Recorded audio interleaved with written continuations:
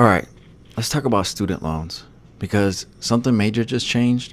And if you got loans or thinking about going back to school, this update matters like a lot. So here's what's going on.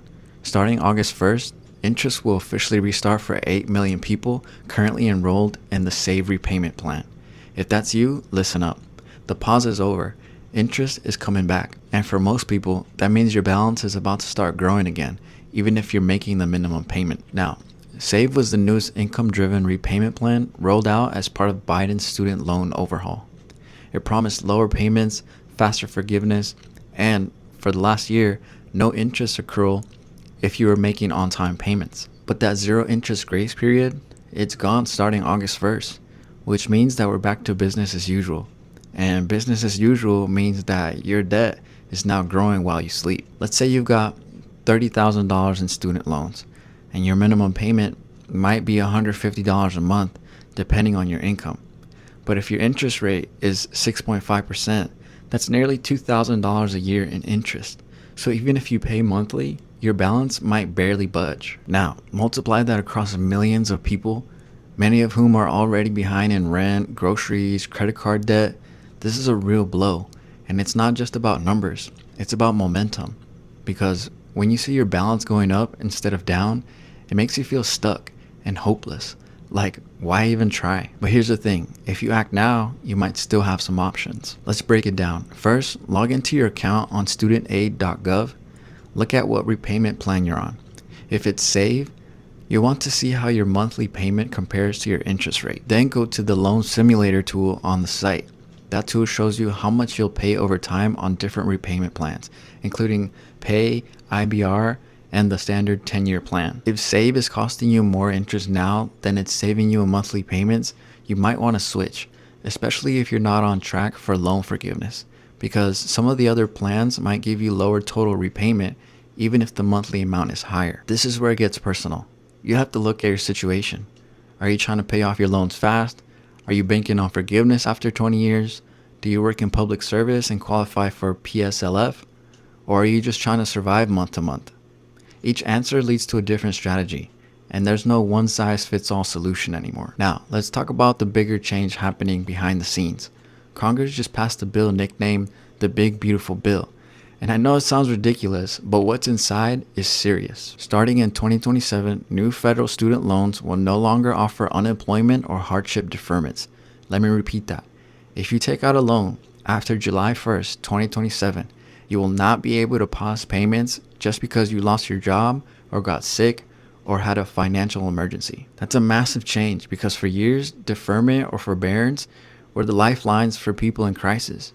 They gave you breathing room, sometimes too much breathing room, but still, there were options, and now that's gone. The bill also limits how long you can be in forbearance.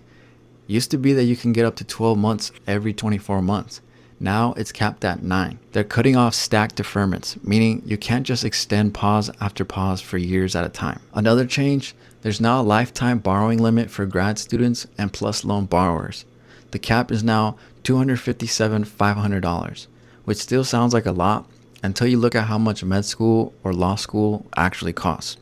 That limit could actually block some people from finishing their degrees, especially if they're going back to school later in life or changing careers. So what does this all mean for you?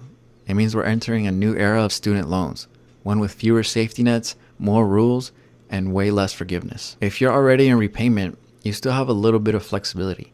You can change your plan, you can consolidate, you can even refinance if your credit is good. But if you're planning to borrow in the future, the game just got a lot tougher. Here's my advice. If you already have loans, log into your account today. Look at your interest rate, look at your monthly payment, use the simulator, compare some plans, set a reminder for August 1st. If you're in Save, make sure it still makes sense. If you can afford it, pay a little extra each month to slow down interest. And don't default. That will wreck your credit and make things harder later. If you haven't borrowed yet, borrow the least amount possible.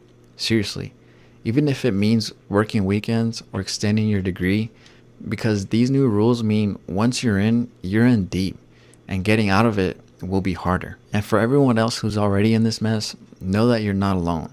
Nearly 43 million people in the US have student loan debt. The average Gen Z borrower pays about $526 a month, and for millennials, it's closer to $215 a month. But many still say that one bill is stopping them from buying a house, saving for retirement, or even starting a family. And I get it, because when you're in survival mode, the idea of putting hundreds towards something that never seems to go down feels impossible. But this is why I'm doing these videos, because no one taught us this. We were told to go to college, we were told it would pay off, but no one told us about loan services, interest capitalization, or IDR plans.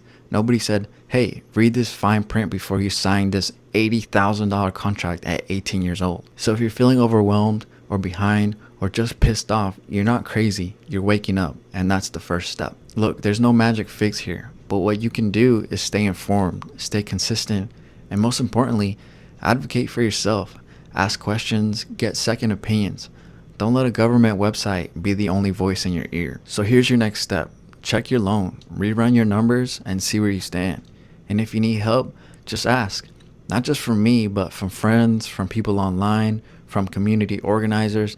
There are resources out there. You just have to reach. Everything I mentioned today, repayment plans, updates, free guides, deeper breakdowns, it's all linked in the description below. If this helped you understand even a piece of this crazy puzzle, do me a favor, hit the like button, subscribe if you're new, drop a comment. What's your biggest question that you have about student loans right now?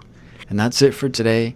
Keep building, even if it's ugly. You're not behind, you're just getting started.